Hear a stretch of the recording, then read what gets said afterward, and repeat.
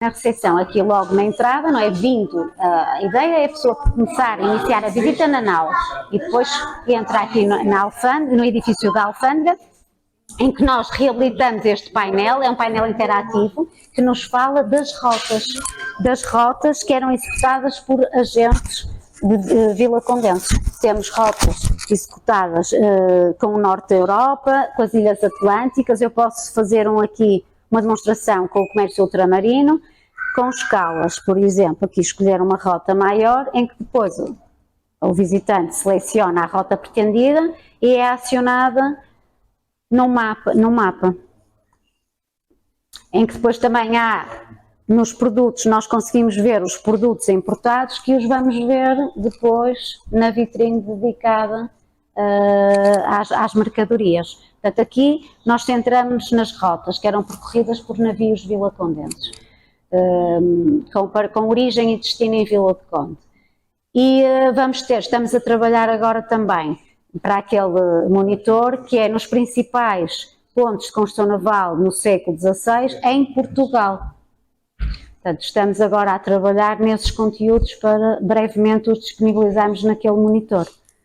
Mas no fundo aqui, portanto, o visitante pode explorar as diferentes rotas. Por exemplo, nós com o Norte da Europa já temos um comércio intenso desde o século XIV, até porque os livros de receita mais antigos que existem em Portugal são relativos a esta alfândega de Vila de Conde, estão na Torre do Tombo, e foi com base também na informação recolhida nesses livros que também chegamos à identificação daquelas mercadorias.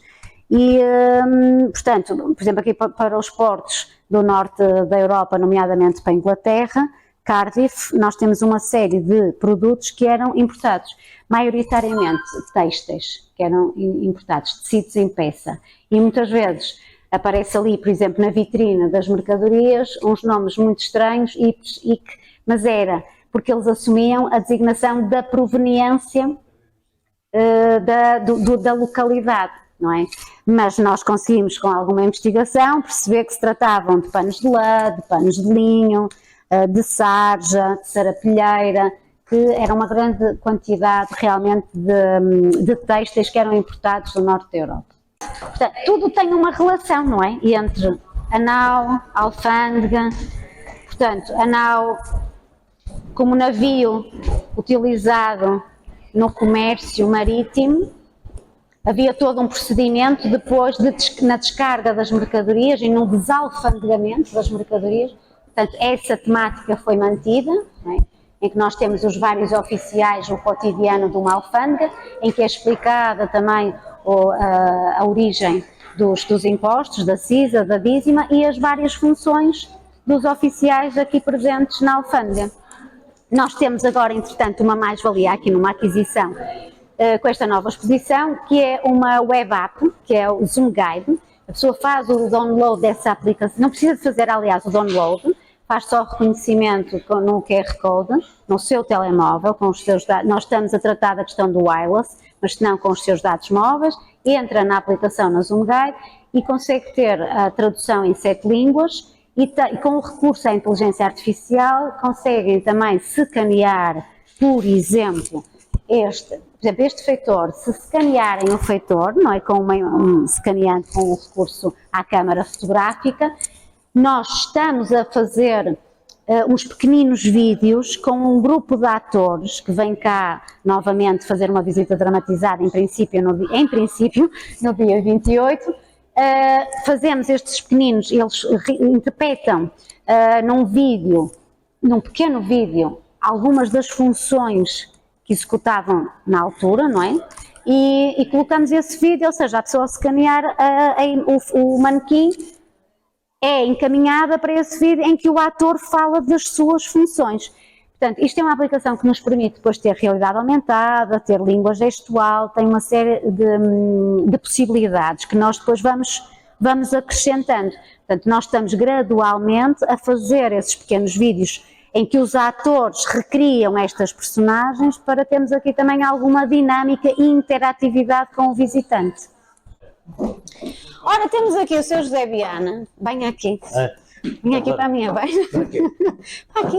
Para aí. O que é para ver? Estamos na sala dedicada aos modelos de embarcações do século XV e XVI. Temos o privilégio de ter aqui hoje connosco o autor desta magnífica réplica, que é uma réplica de uma nau, da nossa nau, aliás, da nau Vila do Conde. E quanto tempo é que demorou a fazer esta embarcação, esta réplica?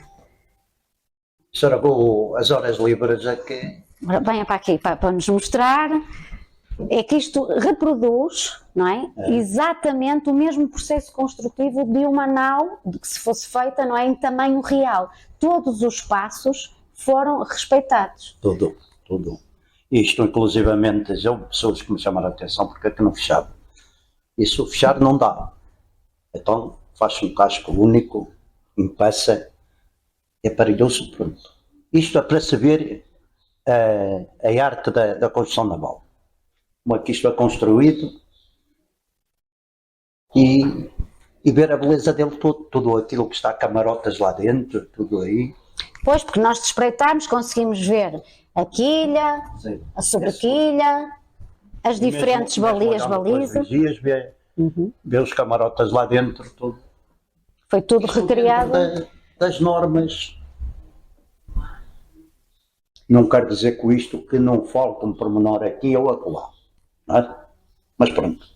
Sim, é que é um modelo, nomeadamente neste caso, da nossa nau. Depois temos ali algumas imagens que também o visitante poderá ver algumas fases da construção. Aliás, por aqui até é visível, exatamente, comprova o que estamos a dizer, não é? Isto, temos a quilha, não é? E temos aqui uma imagem, por exemplo, só falta o cavername de vante, não é? Sim, uma grande parte já está lá a roda de proa, está tudo. As diferentes balizas. Ali à frente para manter a embarcação aprumada.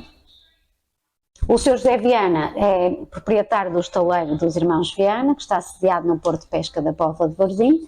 E tem muitos anos de experiência, não é? Já anda nisto? Já ando nisto há 64 anos, mais ou menos. Já não é brinquedo. Já devia estar bem reformado. Nem me chatear com isto. Os estaleiros, portanto, o Sr. José Viana também é um parceiro ativo do projeto do ZIA Grants, também, do Centro de Artes Náuticas, e a nossa ideia também agora, estamos aqui a tentar convencê-lo, no próximo ano, no espaço da área oficinal e do Centro Formativo, arrancarmos com um curso de modelismo naval. Precisamente porque, como nós estamos aqui nesta sala, temos agora aqui a vitrine com alguns dos modelos, não é, desse período, em que temos uma barca, temos uma caravela latina. Esta também é uma réplica de uma das caravelas que foram feitas cá em Vila do Conde, que é a Boa Esperança. Não, peço desculpa, a Bartolomeu Dias, é uma réplica da Bartolomeu Dias, por isso é que tem hélice. Depois, seguidamente, depois temos uma nau, aliás, a partir daí são tudo naus. Inclusive a última também é uma réplica da nossa. Aliás, não é bem da nossa, é do projeto, que seria o projeto original. Quando foi do financiamento da nau, da nossa nau Vila do Conde, ela iria ser, porque até tem um varandinho na polpa. Sim. E depois tivemos que abandonar essa ideia por uma questão de financiamento. Para montar aqui a passarela toda. Exato. E numa destas janelas ter uma porta, que era por onde ele saía para o varandinho, para poder circular de volta da... Exatamente, que era o que estava previsto ter originalmente, mas depois por uma questão de financiamento tivemos que abandonar. Olhando o que se passava ali, digo assim, eu vou... Sim, fingiu-se à realidade. E depois, quem é que tem a razão, quem não tem... E fez bem. Fez bem porque se é uma réplica da original, não quis mudar. Portanto, e a ideia é criarmos este curso de modelismo naval e que os próprios formandos, não é, sob a mestria aqui do mestre José Viana, possam executar alguns dos modelos que nos faltam, nomeadamente um galeão, uma galé, que também não temos aqui. E vamos complementando esta sala, nomeadamente esta vitrine dedicada aos modelos, ao tipo de embarcações. Eles são feitos à escala? Sim, à escala, por exemplo, esta é uma escala 1,50. A gente escolhe quando é assim, e escolhemos uma escala apropriada ao comprimento que a gente pretende, não é? E vamos ver qual é a escala que se vai adequar para aquilo. Assim como o projeto pode ser executado um 20, um 50, um 25, Tudo depende do construtor. Até E de quem o até desenha. porque o seu José fez o risco deste modelo. É lá o risco deste. Da outra que foi para Mazarefas, para a senhora 10 Boas Novas. Sim, o seu José Falando executou, criou, não é? Um modelo à escala. Esse está a que escala? É dentro disto. É. Passou para um 25, não, um 50, salvo. Que também é uma nau. Passou a dar o dobro desta. Pois é, bem maior que este. maior que Exato. Que foi para a decoração de um andor.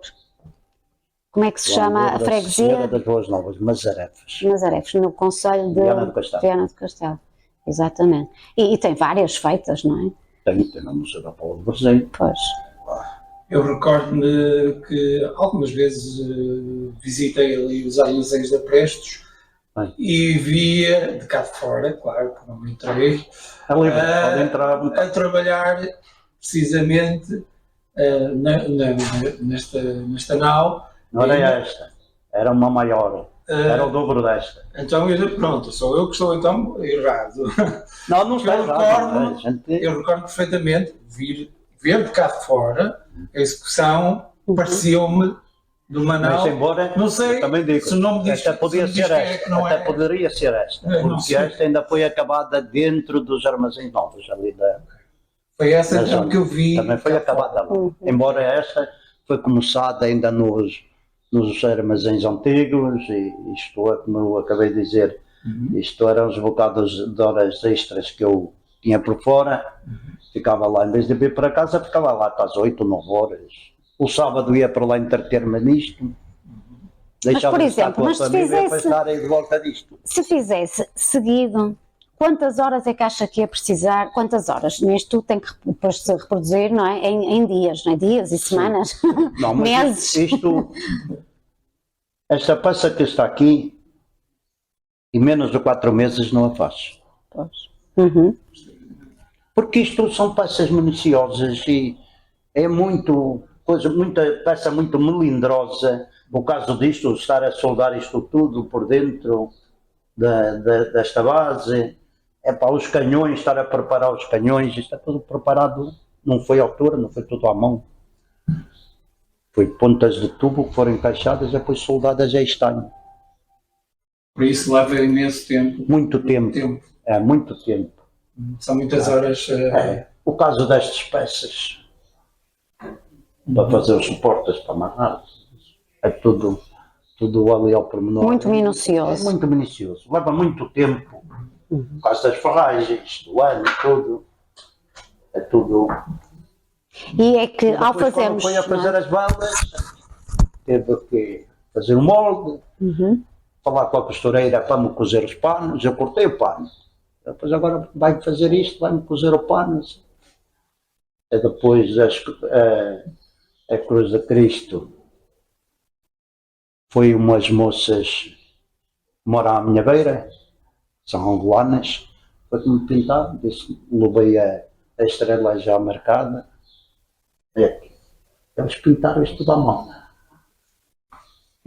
É que nós estamos ansiosos e queremos começar o curso, porque realmente é uma mais-valia este conhecimento que o mestre tem, porque no fundo também está a passar o conhecimento da construção de um barco na realidade, ou seja, quem frequentar o curso fica com o conhecimento e o know-how para poder executar um barco a uma escala, Normal. à escala real. À escala real. Porque o mestre segue todos os procedimentos de uma construção, de uma embarcação em tamanho real. Mesmo no próprio desenho fica lá tudo. Por exemplo, Exatamente, quando passa eu do risco. desenho do papel para o estrado por causa de fazer a estrutura toda, o govername, sai tudo do estrado real. Exato. À escala que a gente quiser. E quem frequentar essa formação Exatamente. terá essa Foi noção. aquilo que eu disse. Eu disse, este pessoal que está a levar a formação tem que se dedicar a ela. Porque se não tiver gosto por ela, esquece. Não vale a pena ler. Porque isso, a idade que as pessoas têm, se não tiverem gosto por aquilo que vão aprender, vamos esquecer, porque Pois. é mau para aquele que está a dar a instrução, Formação. como a formação como para aqueles que a estão a receber. Por isso é que eu fiquei sempre com o pé atrás. Mas as pessoas os alunos estão muito entusiasmados, agora esperemos também ter interessados para o curso de modelismo, que eu acho que vamos ter. Portanto, é um privilégio hoje termos aqui o mestre. Eu, por acaso, gosto de fazer isto. A dar-nos o seu testemunho, não é? Do seu trabalho. Isto precisa muita paciência. Pois. E é isto também que nós queremos passar e fixar. E é nesta sala que é, como eu referi, que é dedicada aos modelos das embarcações. Nós depois temos um pequenino filme, um documentário da construção da nau também, que passa nesta sala, do passo a passo da construção da nossa nau, da nau Vila do Conde. E tivemos o privilégio de poder ter aqui duas pinturas, duas aguarelas do pintor de marinha Artur Guimarães, que pintou inúmeras embarcações e foi-nos dado o privilégio de poder ter aqui, de ter escolhido, aliás, do seu espólio da família, não é? Neste caso do filho, que nos cedeu estas duas obras que foram escolhidas tendo em conta o período temporal desta sala, não é? Os séculos XV e XVI, em que temos diferentes tipos de caravelas. A caravela pescaresa, que tem a caravela redonda, que já tem um aparelho misto, não é? Tem o redondo e o latino, de velame triangular. Portanto, também veio dignificar ainda mais e complementar esta sala. É a mesma coisa que a gente vê, mas este cabrão que está aqui, só tem às vezes uma chorazinha, que a gente chama uma chora quando estamos a deitar este tabuado. Está tudo encostadinho. Às vezes é com o raspador, só que está ali a tirar só um cantinho. Porque às vezes é muito natural que apareça quando se está a colar o embaraçamento todo, umas peças, chamamos os embaraçamentos, que é umas peças em cima das outras, para dobrar, não é? Às vezes foge um bocadinho com a cola. A gente já não se preocupa quando coloca no lugar, passa uma formazinha, uma réguazinha e apalpa de logo. O raspador só tira aquela raspadelazinha, pronto, tudo, não se vê. Está tudo encostado. Necessário sensibilidade. Por isso é que eu tenho que ter muito gosto. E então nisto, temos isto, mas se eu for para uma obra, uma embarcação maior, a gente já não está com esses pormenores. Ainda para mais, sendo para comercializar, a gente coloca a peça no lugar, faz a paragem depois ao cabername, aparou mais um bocadinho nesta, um bocadinho naquela, mas fica logo tudo composto. Já não se olha. Agora isto não. Isto quando entrou ali, é uma das coisas que eu admiro. Onde estão as balas dos canhões? Desapareceram. Pois, as balas, pois é. Algumas delas estão lá embaixo. Mas a maior parte são os miúdos que as levam. Mas isso eu já sabia, porque eu esteve para escolar. Tem que se colar, porque depois os miúdos têm aquela... Aqueles são esferas, que aquilo são que a gente coloca. Eu não sei se tem lá mais algo.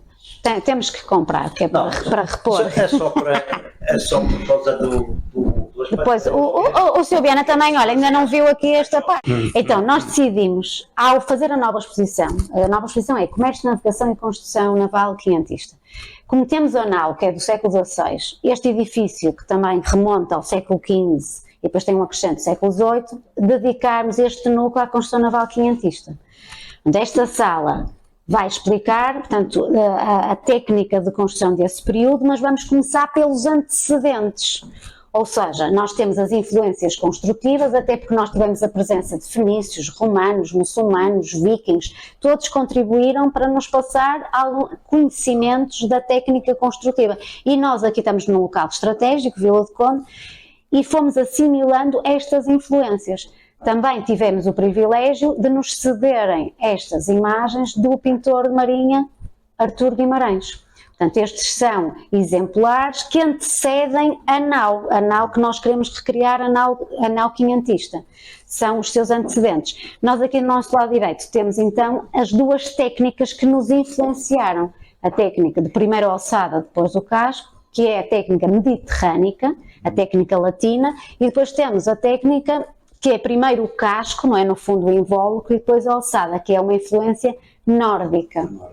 em que o costado, portanto, que até se pode ver aqui no desenho, nós entretanto vamos ter aqui um modelo, é trincado, à semelhança das telhas de uma casa. São estes pontos que se vê aqui, que é prender o tabuado um no outro. Enquanto da técnica mediterrânica é liso, à semelhança, por exemplo, das tábuas daqui do nosso soalho, do nosso pavimento. Estão justapostas, aqui estão sobrepostas. Portanto, estas foram as duas técnicas que nos influenciaram e que chegaram a ser utilizadas na sua confluência nesta. Podemos ver aqui um vestígio destas duas influências que está no pórtico da Igreja Matriz, nesta embarcação que aqui está, que antecede, portanto isto é um barinel, que antecede depois a construção da nau. Para passarmos, portanto aqui há toda a informação relativa às influências e aos antecedentes para chegarmos à nau quinhentista, portanto uma nau do século XVI, estes desenhos são da autoria do António José Carmo, em que, partindo de um dos tratados de construção naval, de arquitetura naval, aliás, mais antigo, do padre Fernando Oliveira, ele realizou uma tradução desenhada de uma nau do século XVI, quero isto dizer. O tratado é um texto descritivo e ele depois fez a sua interpretação, não é? Chegando a este desenho do que estava descrito em texto pelo padre Fernando de Oliveira. Portanto, para lá do padre Fernando de Oliveira, nós também temos aqui umas edições facsimiladas de outros importantes tratadistas. Este é do padre Fernando de Oliveira, mas temos de João Batista Lavanha, que até segundo o almirante Rogério de Oliveira, que foi o projetista da nossa nau, que entretanto faleceu o ano passado, já com 100 anos, diga-se. O almirante Rogério de Oliveira, e ele considera, na opinião dele, é a primeira. Foi, com 100 anos. E ele classificava como precursor do arquiteto naval ou engenheiro naval português o João Batista Lavanha. E depois também temos aqui este exemplar que é belíssimo, não é? Que é o livro de traças de carpintaria do Manuel Fernandes também.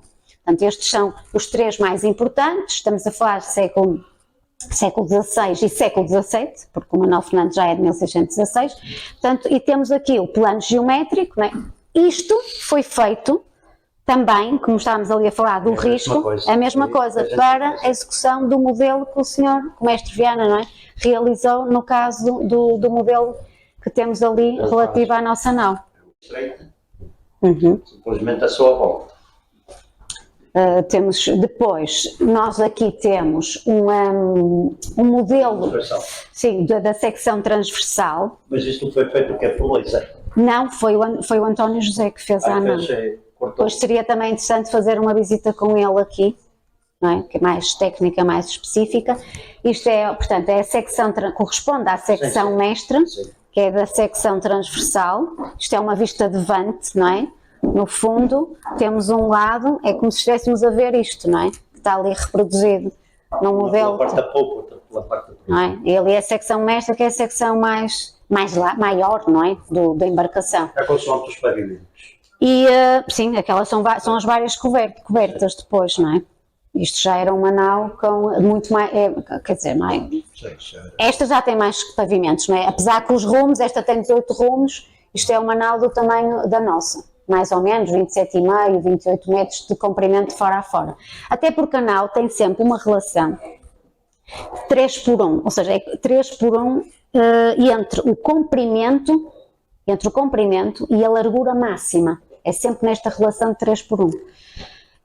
Depois tivemos a sorte, nós estamos a aguardar agora a vinda cá de um técnico para nos pôr uma campânula de acrílico, porque temos várias ferramentas que pertenceram a um conhecido carpinteiro, João Ferreira Bolsinha, que trabalhou nos estaleiros franco-portugueses no início do século XX, e tivemos a sorte de encontrar esta arca carregada de ferramentas, muitas, maioritariamente feitas por ele. Eu tenho um destes. Temos desde ferramentas de corte guiado, corte livre. Por exemplo, temos inúmeros exemplares, não Me é? ofereceram, assim, precisamente. Isso era tudo feito pelos carpinteiros. Tenho 80 anos. Pronto, estas ferramentas têm mais de 100 anos. E tivemos a sorte de encontrar, ainda têm eles iniciais do seu nome, num antiquário. Pronto, que é uma mais-valia, portanto está aqui para mostrarmos também a tipologia e para perceber, apesar de ser um baú do início do século XX, está aqui e temos algumas imagens também de ferramentas do século XVIII para perceber, para as pessoas perceberem que realmente a evolução das ferramentas não foi muita, não foi significativa. As ferramentas mudaram muito a partir, foi dos anos 60 com o aparecimento das ferramentas elétricas, não é? 50, 60, mas as ferramentas manuais nunca deixaram de ser usadas, não é? Foi sempre. Sempre, não é? Agora, como é lógico, por exemplo, na questão que o responsável pela furação era o calafate. E o calafate... Calafate que encavilhava sempre as peças. Não é? E também fazia a furação. Portanto, falta Furava aqui e encavilhava. o trado, não é? Falta aqui o trado, mas isto, reparem, era tudo manual, tudo à mão. Portanto, o surgimento das ferramentas elétricas, isto também vai fazer com que as embarcações fossem construídas em muito menor tempo, não é? Mas aí tem. Falta, tem, estão para aqui. E, ou seja, isto é também para nós percebermos que realmente a evolução do século XVI não seria... As ferramentas não seriam muito diferentes das que aqui temos, não é? As do século XVI para o que estamos a ver aqui, por exemplo, para estes quadros, não é? Não haveria muita diferença. Depois temos aqui um espaço dedicado aos mais pequeninos, que eu acredito que isto vai ser um sucesso, que é assim, nós aqui vamos desafiar, vamos ter um painel de introdução para as crianças seguirem as regras, não é? Para conseguirem entrar neste desafio, em que nós vamos facultar uma folhinha desta aos mais pequenos e eles vão ter uma vista de lado, vão ser desafiados a executarem uma vista da embarcação como se eles estivessem a ver de lado. No fundo, dependendo depois da faixa etária, nós vamos explicar que é a vista transversal, que no fundo é o que corresponde àquele desenho que ali está. E eles vão unir os pontos, daqui são desafiados a fazerem a vista de cima, ou seja, como se fosse a boca, não é? Da embarcação, fazem aqui, e depois aqui é a vista de frente e a vela que podem personalizar. Eu vou mostrar já um desenho feito por uma criança, em que nós vamos ter aquilo que eu estava a explicar. Portanto, temos a vista de lado, transversal, a vista de cima, de um dos lados, não é porque do outro será igual. Temos a vista de frente e temos, que é daqui, que no fundo nós vamos depois explicar, que é para eles perceberem esta questão do 3D, não é? Que vai corresponder ao que está aqui, não é? Como se estivéssemos a ver o barco de frente, não é? Que está aqui o desenhinho. E a vela, eles vão poder personalizar, neste caso personalizaram assim. E agora vamos ver o que é que vai acontecer. Não é? Nós vamos colocar esta folha, eles pedimos para eles colocarem nesta ranhura. Ele vai-lhes mostrar o que eles fizeram. Isto recria.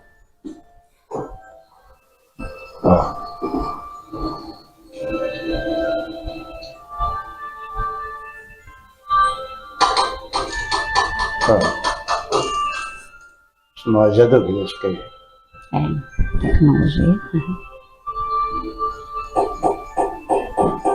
Foi o tabuado, bancos, atravamento, demonstração. Só faltei para a água. Põe na vela.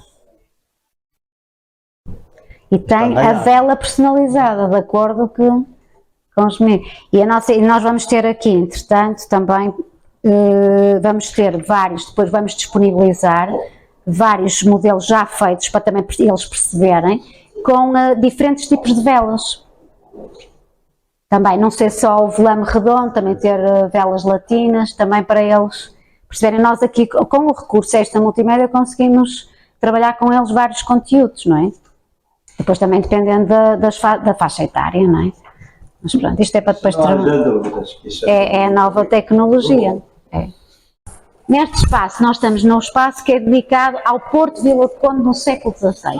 Temos toda uma envolvente que nos remete para Vila do Conde em expansão e Vila do Conde na expansão, tudo o que tem a ver com o lado humano, não é? Da vivência da vila durante este período, da sua comunidade e dos agentes de evangelização e da imigração e do próprio Porto. Nesta aplicação, nesta multimédia, nós vamos poder conhecer Vila do Conde através, neste período, de 2 circuitos. Um circuito de navegação, em que vamos poder entrar, como se estivéssemos a entrar na Barra de Vila do Conde durante esse período, e vamos ter, que estão aqui assinalados, diferentes pontos de interesse deste circuito de navegação.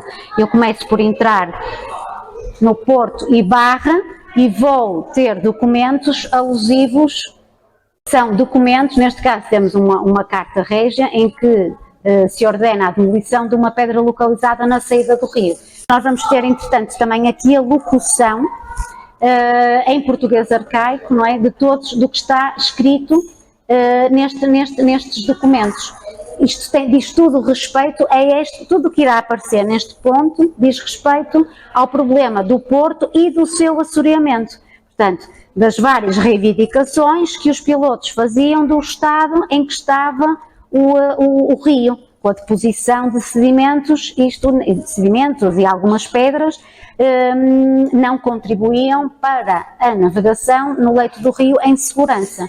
Se passarmos para um segundo ponto, temos o Forte de São João Batista. A mesma coisa, temos uma apresentação, uma explicação da origem da construção do forte, que remonta ao século XVI, uma planta também da sua construção, e neste caso do forte temos esta informação. E daqui seguimos para as marcas de enfiamento, que estamos agora, até podemos ver aqui no mapa, isto é muito sensível. 3 marcas de enfiamento, que as podemos ver aqui, eram elementos de apoio à navegação que orientavam a entrada e saída das embarcações em segurança. E depois é a mesma questão, nós vamos explorando este ponto, para quem quiser saber aprofundar o seu conhecimento pode ir clicando nos botões. Depois temos o mesmo para a Capela de Socorro e vamos andando ao longo na maquete, poderemos ir avançando nos pontos de interesse. E depois os meninos também podem estar aqui a explorar. Nós depois, por exemplo, temos aqui o caso da alfândega do Mosteiro de Santa Clara, que estava localizado mais ou menos a 100 metros desta alfândega, que está ali assinalado com o número 6. Esta alfândega era muito especial porque era uma alfândega que pertencia às Clarissas, às freiras do Mosteiro de Santa Clara. Elas também tinham uma alfândega. Uma alfândega régia e uma alfândega senhoria. Isto era a alfândega do rei e ali era a alfândega das senhoras das Clarissas. E até 1554 elas conviveram as duas, a alfândega do rei e a alfândega das Clarissas. E depois aqui nós vamos ter depois vários documentos que nos vão falar um bocadinho sobre, para quem quiser saber mais, sobre a alfândega. Depois, se nós avançarmos aqui, pronto, temos a alfândega régia, onde nós estamos, a nossa alfândega, quando é que foi construída, no século XV, o rei mandou construir esta alfândega, porquê? Porque as embarcações vinham carregadas de mercadorias e era preciso pagar os direitos ao rei, pagar pelas mercadorias, e esse dinheirinho depois ia para o rei, para fazer outras obras no reino.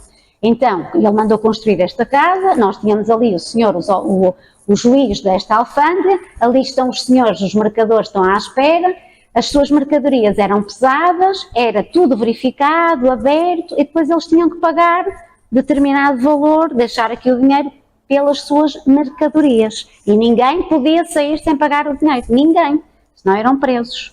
Tinham que aguardar para que o senhor juiz dissesse, vão pagar este valor pelas mercadorias que trouxeram do norte da Europa. Eu não sei se vocês já estiveram a ver lá embaixo, à entrada, as rotas que os barcos faziam, do norte da Europa, dos Açores, da Madeira e também do comércio ultramarino. Um circuito urbano. Então, vamos ter a Capela de São Roque, por exemplo, aqui em Vila do Conde, que também é muito antiga. foi mandada construir, porque houve aqui uma peste negra, uma doença muito grave nesse período, então as pessoas rezaram muito, pediram muito, algumas curaram-se e disseram, se nós nos curarmos, nós vamos construir uma capela em honra do São Roque, que é o santo invocado, para quando, neste caso, este surto epidémico, não é, da peste, e temos a capela, esta capela que está ali, depois os pais podem vos levar lá a ver esta capela. Temos a Igreja Matriz, que está ali, quando acende a luzinha, está ali naquele sítio, que também foi o rei ao passar por Vila do Conde, as pessoas foram pedir se ele contribuía, se lhes davam dinheiro para construir uma igreja maior, porque a igreja estava a ficar muito pequenina, porque Vila do Conde estava a crescer muito nesta altura, tinha muita gente. Então o rei acedeu, sim senhora, eu vou dar dinheiro para vocês construírem uma igreja maior. E aqui temos, esta igreja é muito velhinha, já tem mais de 500 anos, vejam lá. Pronto, e depois vocês, olha, a Câmara, a nossa Câmara, o pai trabalha na Câmara, não trabalha? No Vila do Conde? O avô? E a avó. E a avó? O avô Hoje é dia da e a avó? Hoje é dia da voz, né? Os avós? Sim. Os avós? Os avós trabalham na Câmara. Pronto, isto é a Câmara. O sítio que está aqui, a Câmara, é a mais antiga do país, ainda em funções. Vejam só. Portanto, desde o século XVI, há muitos anos que a Câmara funciona ali, sempre funcionou ali. E é ao pé da Igreja Matriz também. Pois os avós também podem levar lá os meninos. Pronto, tem aqui várias fotografias, várias imagens, tem o Pelourinho também, o Pelourinho, isto era o poder, há casos em que quem se portava mal, era, por exemplo, até vou dar um exemplo, no século XVI, quem não pagasse o dinheiro ao rei, ou imaginem, até vou contar uma história. Houve uma história uma vez que o porteiro da alfândega deixou passar uma mercadoria escondida. Ou seja, para não pagar, combinou com o dono da mercadoria para não pagar o dinheiro. Então, eles foram descobertos. E sabem o que é que aconteceu ao porteiro? Foi para ali, para o Pelourinho, para ser açoitado. Vocês sabem o que é açoitado? Foi levar umas verguestadas nas costas, não é? À frente de toda a gente. Porque deixou passar a mercadoria, não declarou, não disse que a mercadoria tinha, portanto, escondeu, queria roubar, foi apanhado, então ele bateram-lhe, não é? Foi para ali para o Pelourinho e toda a gente assistiu, não é? Em público, imaginem que vergonha, não é? Portanto, ali era preciso, e ali também nos pátio, na Câmara funcionava a cadeia naquele período, quem se portava mal ia para lá. E por aí fora, portanto, vocês depois aqui no circuito urbano podem ir descobrindo a Vila do Conde através destes botõezinhos, no século XVI, não é? E são coisas que ainda estão cá hoje, não é? Que vocês ainda as podem ver, mas foram construídas nessa altura. Portanto, aproveitamos aqui os mais pequeninos, que nunca... Até questionamos que íamos ter que ver o Senhor, quando é que foram construídos os arcos para trazer a água? Os arcos foi no século XVIII. No século XVIII, portanto, porque estas senhoras, as freiras de Santa Clara, já cá estão desde o século XIV, há muitos anos. E elas, como não tinham água, pensaram, bem, temos que arranjar um sistema para trazer água para o mosteiro. E como elas tinham muito dinheiro, eram umas senhoras muito ricas, mandaram construir, não foram elas, mandaram construir este aqueduto que trazia a água de uma freguesia da Póvoa de Varzim até ao mosteiro. Um dia, têm aqui com os avós, a pé, não é? Percorrer e ir andarem ao lado do aqueduto para verem onde é que é a nascente. Não é? Pronto, também, a Câmara já fez uma vez uma visita guiada assim, não é? Vocês dizem, mas é mentira, mas pronto, dizem que tem 999 arcos. Mas isso é quase um mito, não é? E depois há alguns que já não existem, porque por temporais, acabaram por cair. Portanto, mas não, e é monumento nacional, como a Igreja Matriz, portanto é um monumento muito importante no país, em Portugal. Então quantos arcos é que são na verdade? Olha, é assim, agora já são menos, não é? Seria à volta disso, não é? Mas como fica bonito dizer-me, alguns historiadores, não há certeza absoluta, andará à volta disso, e agora já não existem tantos, porque entretanto, com os anos, como eu te estava a dizer, com os temporais, foram demolidos, foram caindo, não é? Depois alguns também não foram bem tratados, porque as pessoas começaram a fazer as suas garagens muito coladas junto e danificar. Agora não. Agora as câmaras, há outra preocupação e já não, e têm mais atenção com a questão da preservação, da conservação deste monumento. Mas a água vinha da Póvoa de Varzim, são 4 km, salvo erro, não é? Sim, vinha de lá, vem nos carreiros, aquilo tem igreja, não é? É cerâmica, não é? E a água vinha de lá até ao mosteiro, para elas terem, estão a ver? E vou-vos contar outra coisa. Os homens que trabalhassem na construção do aqueduto, naquela altura, ficavam livres de ir à guerra. E do serviço militar. Ficavam livres. Então, Seria muito bom ir para lá. exatamente, ficavam livres. Mas também era um trabalho duro. Imagina carregar aquelas pedras, não é? Não há o apoio cá hoje, não é? Os meios, não é? Que existem hoje. Obrigado. Nada. Na parte final, a parte final da exposição, Comércio, Navegação e Construção Naval Quinhentista, termina com as reminiscências. Temos uma vista aérea magnífica de Vila do Conde, na atualidade, e temos alguns elementos neste painel com evidências dessas reminiscências desse período áureo, que foi o período dos descobrimentos, e do que a construção naval trouxe para dignificar Vila do Conde neste período. Eu chamo aqui a atenção, por exemplo, a este método construtivo, que é utilizado ainda pelo mestre Benjamin Moreira em Vila Chã na construção das catraias, que é um método a construção segundo o graminho, que é uma forma de determinar o desenho das peças estruturais de um barco, descrito no século XVI. Isto é uma imagem retirada de um dos tratados de construção naval e, como podem verificar, nós fizemos esta comparação propositadamente para perceberem que é tal e qual o mesmo método construtivo. E depois, portanto, todas estas reminiscências estão visíveis no nosso património edificado ainda hoje, com elementos, alguns pormenores dos elementos do frontal dos passos do concelho, o pelourinho, o pormenor do frontal da entrada da porta principal da igreja de São Francisco, o próprio foral de Dom Manuel, a janela também manuelina da Casa do Despacho. Portanto, Vila do Conde tem uma série de reminiscências deste período ainda visível no seu núcleo histórico. E, portanto, por tudo isto, nós optamos, portanto, nesta nova exposição, centralizamos, portanto, segmentamos este período temporal nos séculos XVI e também gostaria de deixar o convite para visitarem o CEDO ao Pormar, o Centro de Documentação de Esportes Marítimos Quinhentistas, que também é uma unidade especializada do Arquivo Municipal, em que tem a possibilidade de consulta de documentos, são documentos digitalizados, mas que foram